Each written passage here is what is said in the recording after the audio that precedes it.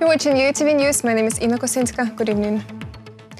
The statement on the strategic partnership between Ukraine and the United States gives new opportunities for bilateral relations. This was stated by the former U.S. ambassador to Ukraine, John Herbst, during a video conference of the American Atlantic Center Atlantic Council, which was devoted to the visit of Volodymyr Zelenskyy to Washington, D.C. Besides, Ukraine, which is countering Russian aggression, needs more U.S. support, says former U.S. ambassador to Russia, Alexander Verzhbo.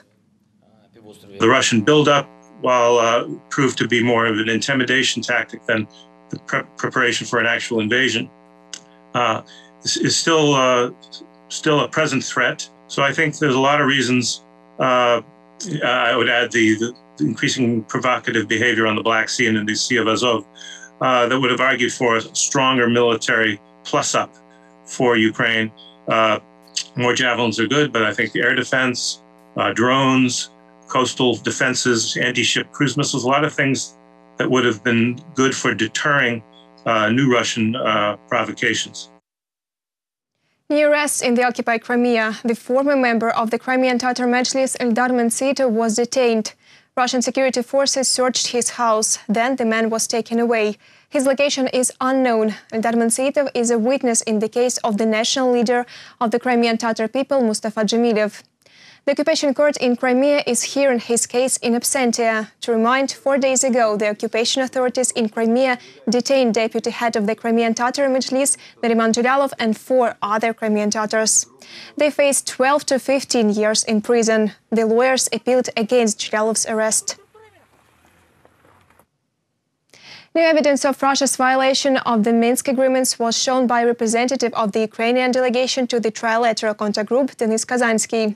He posted a photo of billboards in Donetsk, temporarily uncontrolled by Ukraine, on his Facebook page. Citizens are encouraged to take part in the elections to the State Duma of Russia. Kazansky notes Russia is doing everything to destroy the peace process and make the reintegration of temporarily occupied territories of Donetsk and Luhansk regions impossible.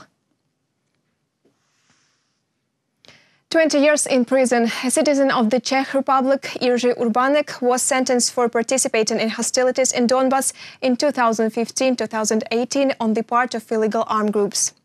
The trial was held in the absence of the accused. He is placed on the wanted list now. According to the court, Urbanek did not hide his actions. He talked about them on social networks and posted photos from combat positions. He was convicted by the Czech Republic at least 13 times before, mostly for car theft. Ambassadors of the European Union member states extended sanctions against Russia for another 6 months. The latter were imposed for the occupation of Crimea and aggression in Donbas. Radio Liberty correspondent Richard Urbanek wrote about this on his Twitter. Now the Council of the EU should approve and publish the decision in the official periodical, after which it will enter into force. The EU sanctions against those responsible for violating the territorial integrity of Ukraine were introduced in March 2014. They are extended every 6 months. European Union ambassadors have now given green light to prolong by 6 months the visa bans and asset freezes on 177 people and 44 entities considered to have undermined the territorial integrity of Ukraine. The sanctions are now 7 years old and more names have been added since 2014.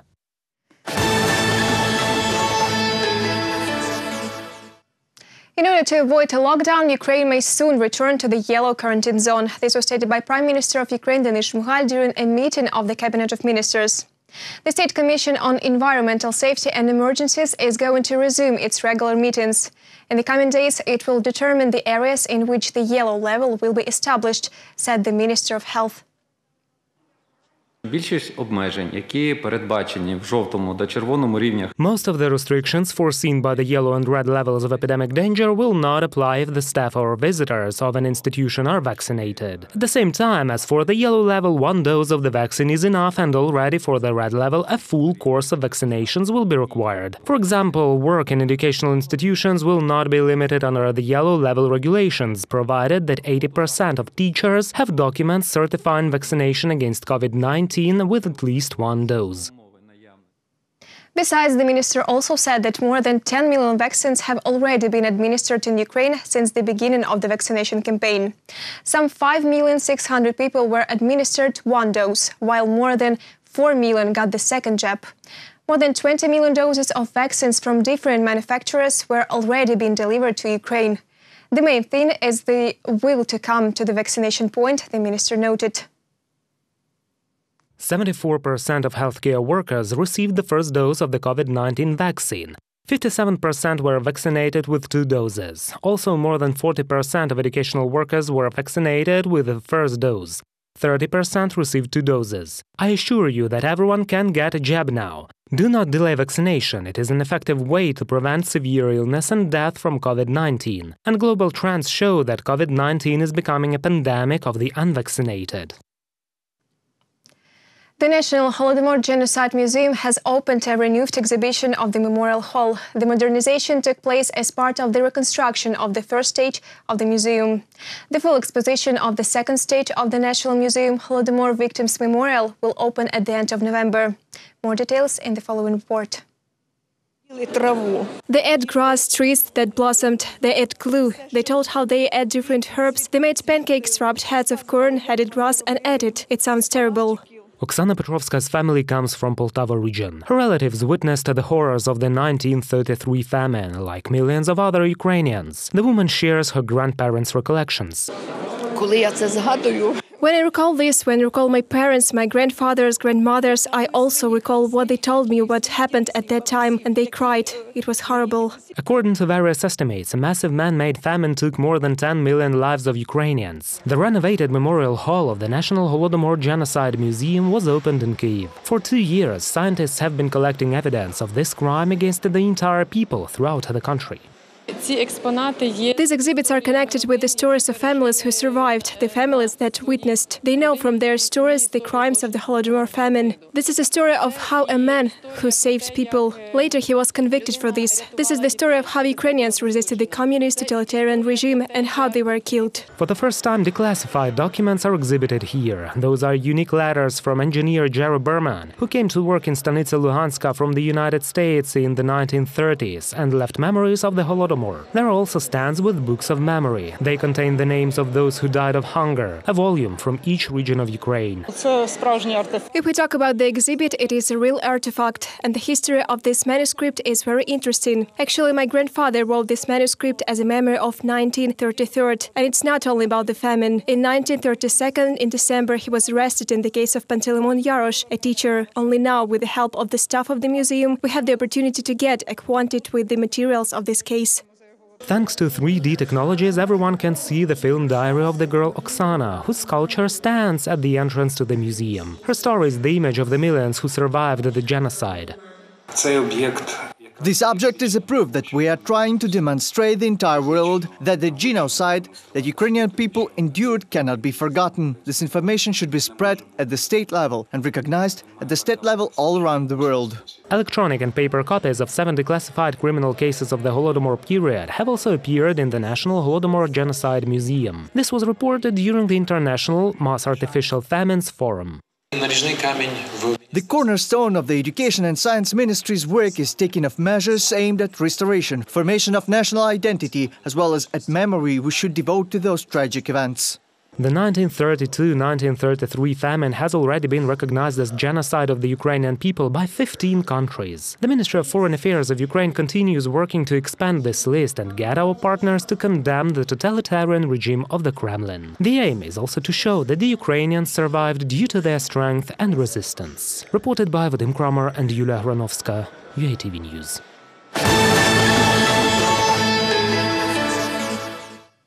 These days, Jews around the world celebrate Rosh Hashanah, the Jewish New Year. This is one of the main holidays for the Jews. Traditionally, tens of thousands Hasidim pilgrims travel to the central Ukrainian town of Uman to the grave of their Tzaddik Nachman. There is a belief that everyone who prays in a sacred place will get a blessing for the whole next year. My colleagues will tell you more. They pray, dance and pray again. This is how thousands of Jews who came to the small town of Uman in Cherkasy region celebrate Rosh Hashanah, or the Jewish New Year.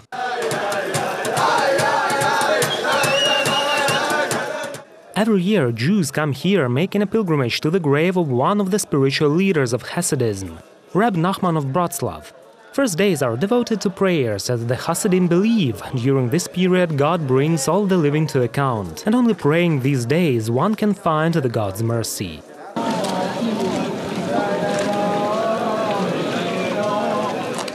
They don't find it appropriate to talk on camera, but one of the pilgrims agrees for a short interview. He says that every year Jews from all over the world gather here.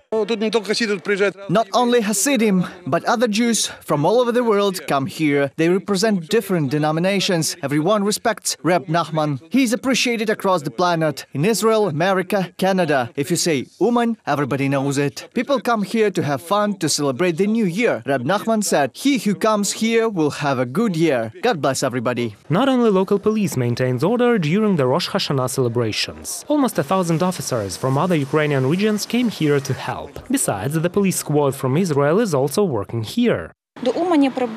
The joint detachment came to Uman. It contains more than 600 police officers from different regions, including Dnipro, Zhytomyr, Vinnytsia, and of course the Cherkasy police. The officers of Migration Service, K9 handlers with service dogs, explosive technicians arrived as well. In addition, there are more than 200 servicemen of the National Guard of Ukraine and more than 100 rescuers. Last year, due to the coronavirus pandemic, pilgrims were not allowed to Uman. Therefore, they celebrated New Year at the border. That is why these days there are much more visitors than ever. According to the police, 30,000 pilgrims have already arrived. Reported by Vadim Kramer and Valery Bakus, UATV News.